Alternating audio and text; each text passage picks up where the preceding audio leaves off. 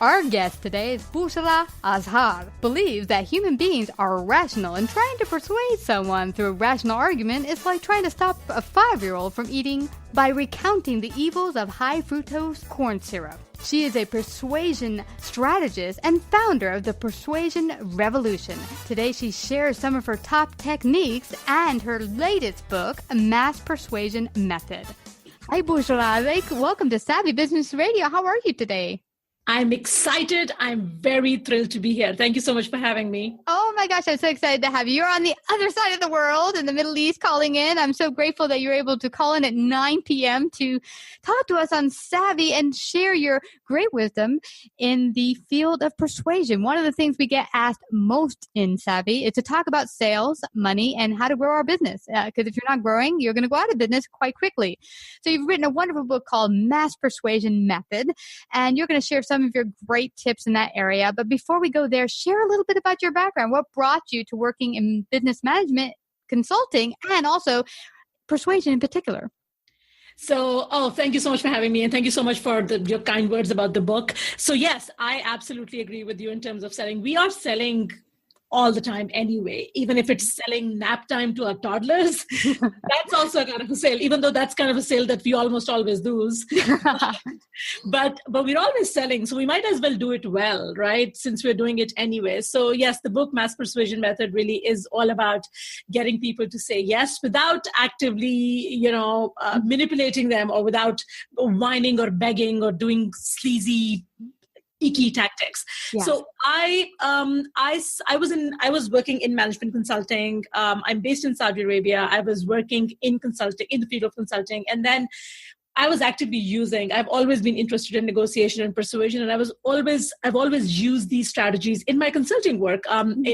When pitching our presentations, when we are going trying to close a contract, when we are trying to build a sales argument, when we are presenting, even when I trained junior consultants, these are the kind of skills that I always they were kind of my strong suit. So I was sort of the person who would teach them how to structure a strong pitch, how to structure a great sales argument.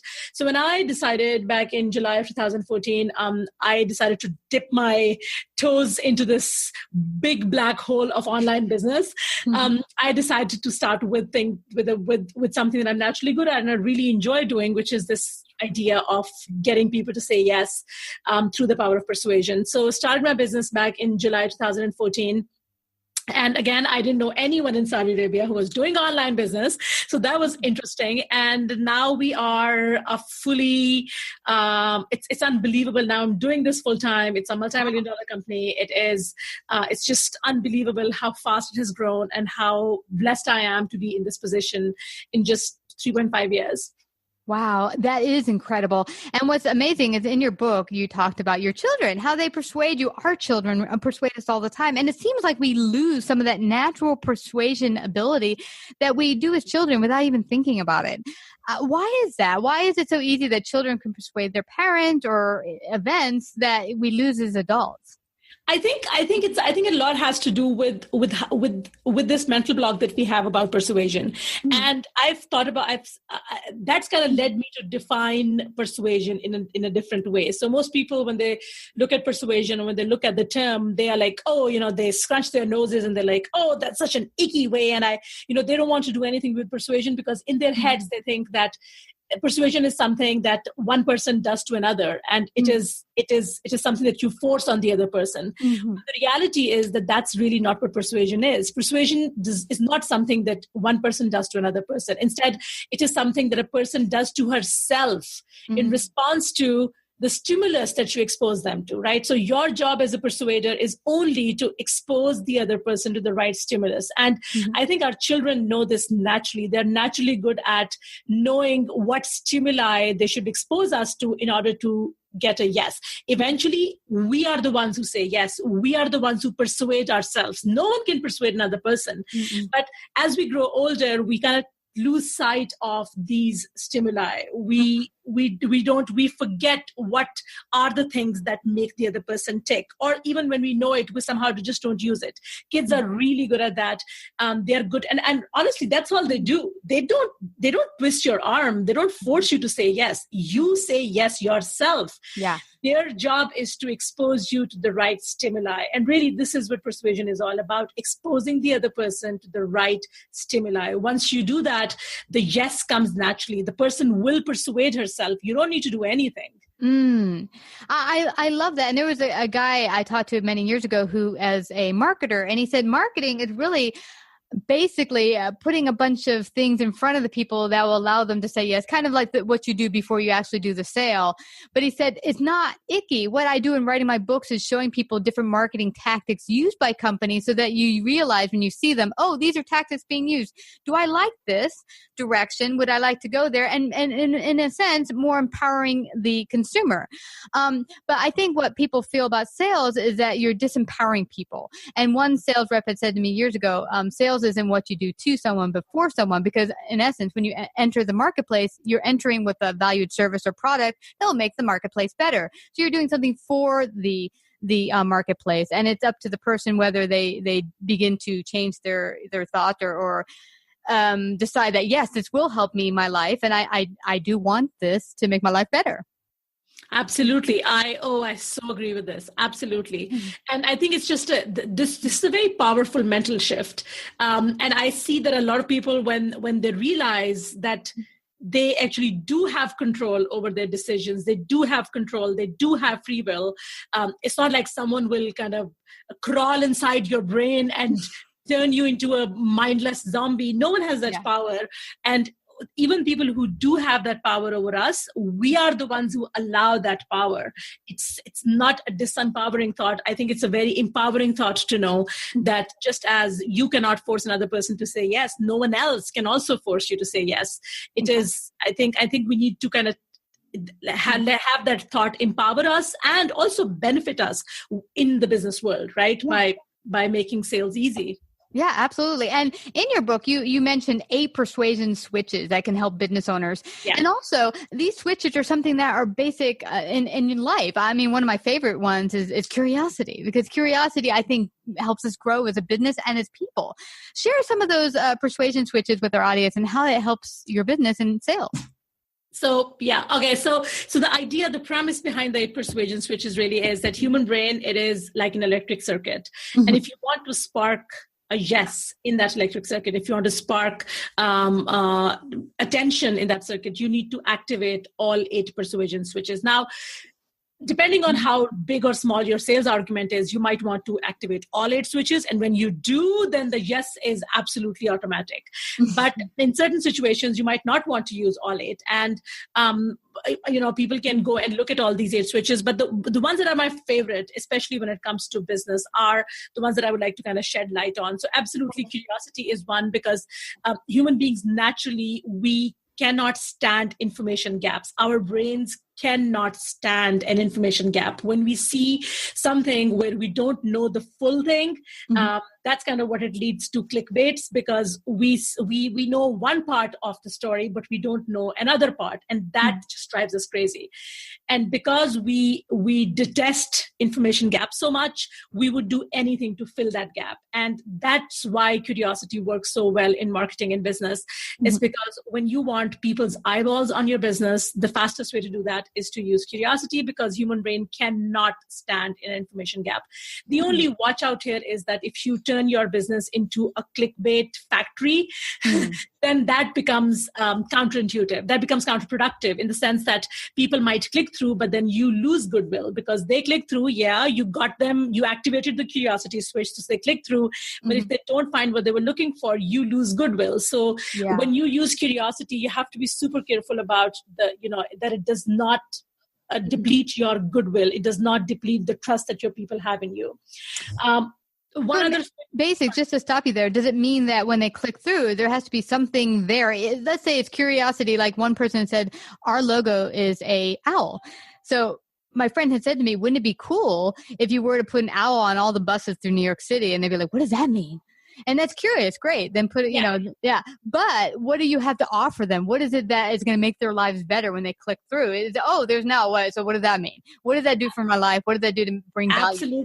Absolutely. You gotta deliver on that. So there's a kind of not naughty, but it could be constructive, could be seen as naughty. But there's another way that I talk about this. I call it the tease, please, and squeeze. The idea is that when you tease someone, and because of that tease, if they take an action, you gotta please them too. You can't just tease them and then just not deliver on that, because that would just create a lot of frustration. So they clicked through, you tease them, they clicked through. Now you need to deliver on whatever you were teasing them about. Yes. So the first thing you have to do is, you tease them and then you please them. And then the last thing is you kind of squeeze a yes out of them for whatever it is that you want to do. So that's kind of a nice way to look at this. You have to deliver on the promise that you made when you tease them. Otherwise, they're going to be super frustrated and you lose goodwill.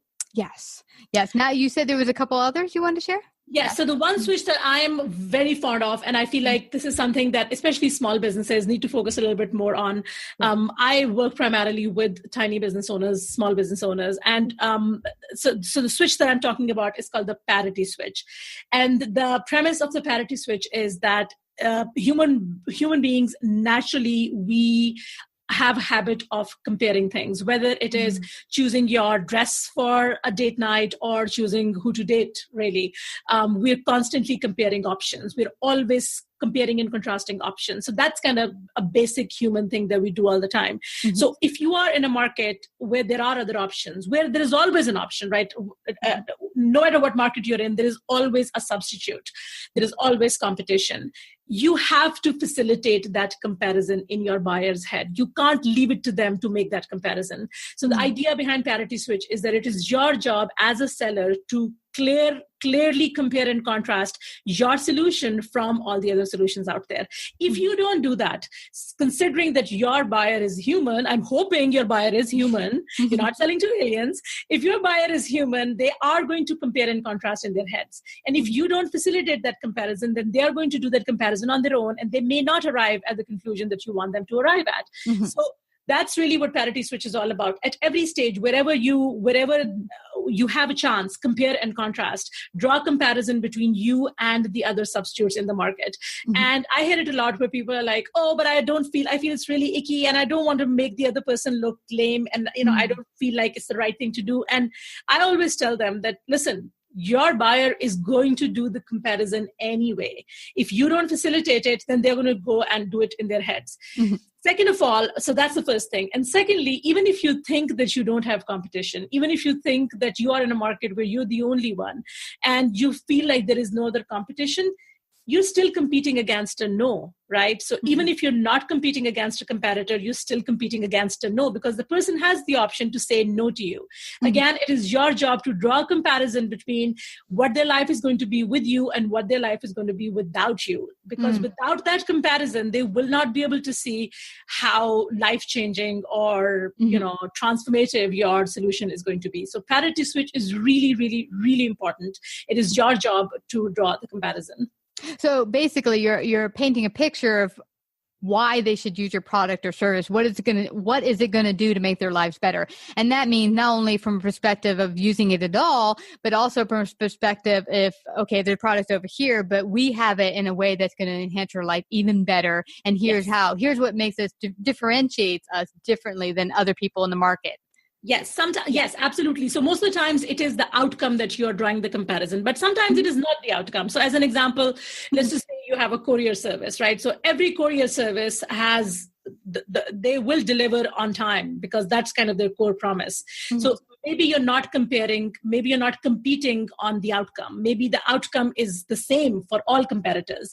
So in those cases, you might be competing on something else. You might be competing on great service. You might be competing on them not leaving the package at your door. You might be competing on the surety that everything will arrive spick and span and unbroken, whatever that is. So it's not necessarily always the outcome. It could be anything that sets you apart. It could be anything that is different from your competitors. Yes. And what was really great about the tools in your book is it's not just for a business owner. It can be used at home with your children, in life, at the store, the grocery store. But also, you mentioned how you could be a worker bee in an office somewhere, and you can actually use some of these things to help you get a raise or to build yourself up in the office to a better position. How can you do that as, say, you're not a business owner, but hey, you're not selling something, but you are selling something? And what is that? Yourself, eh? Yeah, absolutely. Absolutely. And all of these, because again, I hear this a lot with people like, oh, does this work for B2B or does this work for B2C? And I always tell them that I don't think there is any such thing as B2B or B2C. Really, my core belief is that all business is P2P. It's person to person. A person is selling to the other person. Even when you're trying to sell to a company, you're really essentially just selling to that one person. And that one person has the same brain as everyone else and has the same 8 psychological switches as everyone else, and your job is to activate those switches. So honestly, it could be. I remember when we used to negotiate salaries, or we used to negotiate contracts. We would talk less about how it would change the company and talk more about how it would make the decision maker look better. Right. So when you're talking to someone in HR, you need to talk to that person, not just as a company representative, but also as someone, but more importantly, as someone who is just looking to be better at his job, who's looking to be recognized for whatever job he does. So same 8 switches, same way, but you just need to find their hard button. You need to understand, okay, what is it that they want? What is it that they want to be known for? So one switch that is really useful and something that I've used a lot in negotiations, especially when it comes to salary, and something that I've also talked a lot about is the prestige switch.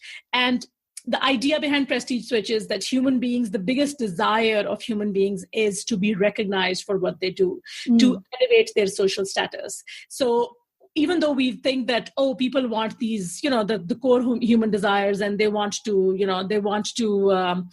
make money, or they want to be thin, or they want to, even the basic needs, they want to be, they want to have more free time, they want to make more money.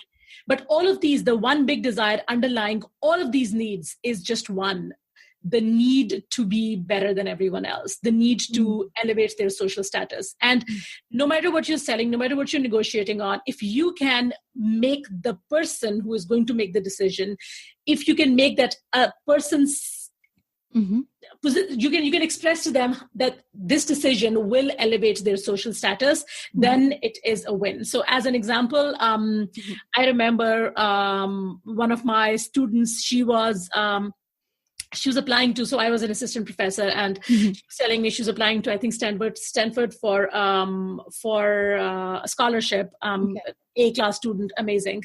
And I remember that she was like, okay, so how do I, there are so many things that I can talk about. What is it that I should emphasize on? What is it that when I'm doing the interview, so especially when the final interview, what do I say? And I was like, just tell them how having you will make them look better. Now, even though in your head you'd be like, how can I make Stanford look better? But there are always ways. There are certain things, there are certain talents, there are certain characteristics that you have that will add value to that organization or that person or that committee or whoever, your supervisor or your boss. Yes. So you need to position your special talents as a way to make them shine. We focus so much on our talents when we are negotiating. We're focused so much on how great we are that we forget that they don't give a crap about us. Yeah. All they're interested in is themselves. So you need to position your talents and your qualities and position them in a way that makes them look good. Yeah, I totally get what you're saying here. And that is a key component. I've talked to people, I've consulted in businesses, and they're like, well, I deserve more. I've been here 20 years. Well, you haven't talked about how you're going to add to their bottom line or what you're going to do to make the company better or give more to the company. And I get you. You walk into the office and you say, hey, I deserve $10,000 more on my salary, but you're not telling them, okay, here's the value I've added and will continue to add to make your life easier as well as add to the bottom line of the company. Absolutely. Absolutely.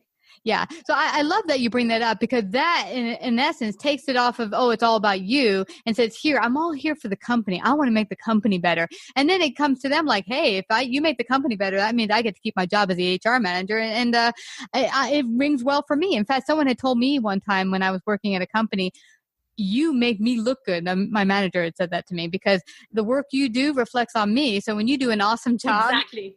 I look great. So yeah, you got to think of it that way. How are you adding to not only the company, but your manager, and you're making her look good, him look good, and hence adding to the company's bottom line. So it's all a win-win for everyone, and hence you'll get that promotion you want. Now, absolutely.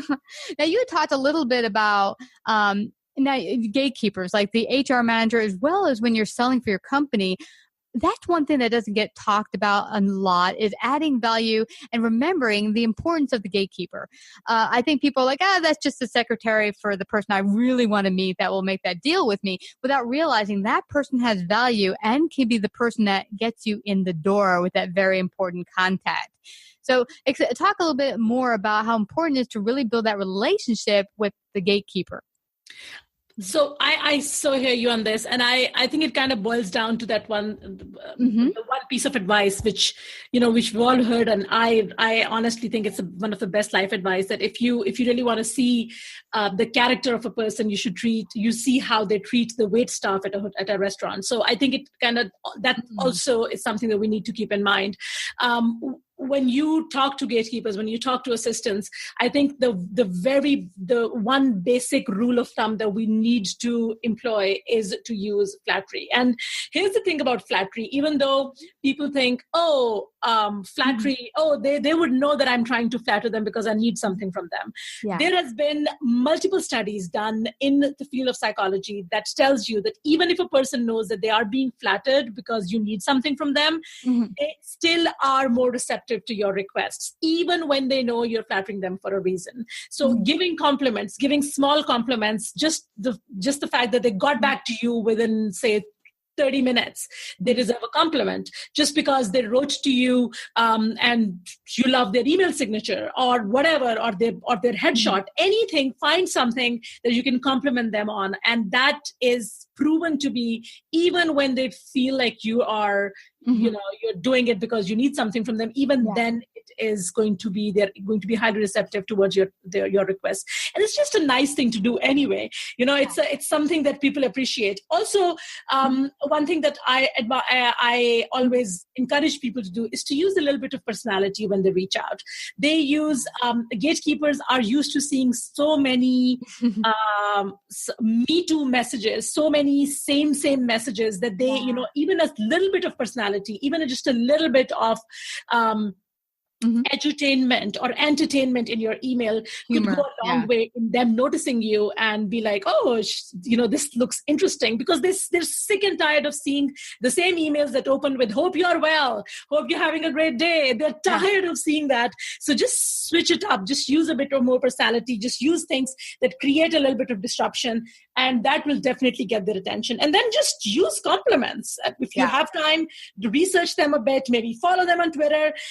It does go a long way. Even though they may not be decision makers, they are people that your ultimate target values. So in my case, my assistant, I don't use the word assistant, my team member that I work with, she is like family to me. So if she says a word about someone, I know for a fact that I can trust her, and that does influence my opinion of that person.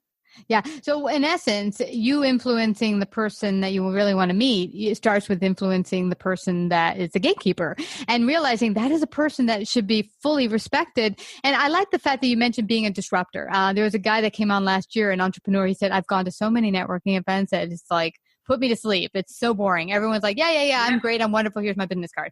And so he decided, I'm not doing business cards. Yuck, yuck, yuck. So he comes in with a soccer ball and then just stands around with the soccer ball and says, hey, how are you? Hey, would you like to sign my soccer ball? And then he gets into a conversation. Oh, I like soccer and la, la, la. And then it turns into a real conversation about something he likes, they like, or what sport do you like? And it gets it off of this you're just trying to take something from me. So he became a disruptor in the field of getting out there and connecting with people in that way, because he's doing something a little bit differently than other people. And that's what you're talking about, I believe, on the phone or email, is really just trying to be a little different than everyone else. Don't sound like everyone else. Be enthusiastic, but a little bit different than the way other people are coming at it. And remember that you're talking to a person that you should value just as much as the person you're trying to connect with and influence. Absolutely. Oh my God, this is great advice. Absolutely. Yeah, I love that. And what's really cool is that I can imagine with all the emails of people saying, oh, yes, I'm wonderful, I'm great. But in this case, what I also liked is you mentioned doing a little homework on the gatekeeper. And what I tend to do is, you said that sometimes, oh, it'll feel icky saying nice stuff to them when I don't feel it. Well, I make sure I feel it. I make sure it's real. And you can be authentic and do these things. And so I was at a trade show one time helping out my partner selling shirts. And so I looked at every person, what made them different, made them walk different. That person had really cool earrings. So if I felt something in particular about that person that really rung true for me, like you're wearing really cool airplane earrings, I'm like, hey man, I love those earrings. Where'd you get them? And we get to talking about her earring. Absolutely. I agree. So we're actually not being fake about it. You can be real about it and actually not just put out fake compliments. There's a way to do it without being fake. Yes, absolutely. And there's human beings are really interesting. I love the way, the diversity of human race. There's always something interesting. So just find that thing. And then, and most likely, if you find something interesting about that person, most likely that person takes a lot of pride in that. Yeah. So, because it is different, right? So it goes a long way. A small genuine compliment goes a long way in establishing rapport and making the other person more receptive to your requests. Yeah, exactly. And that's that part of the switch you talked about, which is curiosity, which is so innate in humans and us being human. Now you talked about competition. There's a lot of competition in some areas, some fields. How do you begin if, say, you're pretty much operating the same as your competition? How do you outmaneuver and get more clients and increase your sales as your competition when you're probably maybe operating at the same level? How do you up-notch it? So I think one of the biggest ways, another thing, and I would kind of bring one more switch into the mix. So another switch, which is very powerful, especially in a crowded market, and that is what I call a believability switch. Now, most people, when they're trying to convince the other person about the product, when trying to sell something, they talk about how great they are, or they talk about how great the product is. And both of these are essential. You have to talk about it. But sometimes what you don't understand is that the reason your potential buyer is not saying yes is not just because they don't believe you. It's not just because they don't believe your product. Sometimes the reason they're not saying yes to you is because they don't believe in their own ability to get the results. And we don't address that. A lot of sales conversation do not address that. Sometimes the only thing that's stopping someone for investing, and that's not just sometimes, that happens a lot of times, especially in industries like, for example, weight loss. The reason that person is not saying yes to you, they believe your testimonials, they believe your product, but they've tried so many things and they see themselves as a fat ass loser, really. So in their heads, they cannot convince themselves that they are capable of those results. They look at your testimonies and think, oh my God, I could never do that because I'm just not cut out for this. Yeah. So one thing that I highly recommend people do is then when they work on believability, when they build a sales argument, trying to convince the other person how great they are and how great their product is, also try to convince the other person that they can get the results that you're promising despite all of their mental blocks. And the fastest way to do that is to use the phrase, even if. So when you're talking to someone, or when you're trying to convince someone in a sales copy or in a sales conversation, using the word even if, this will work for you, even if you don't want to step gym, even if you're fond of carbohydrates, even if you have a massive sweet tooth.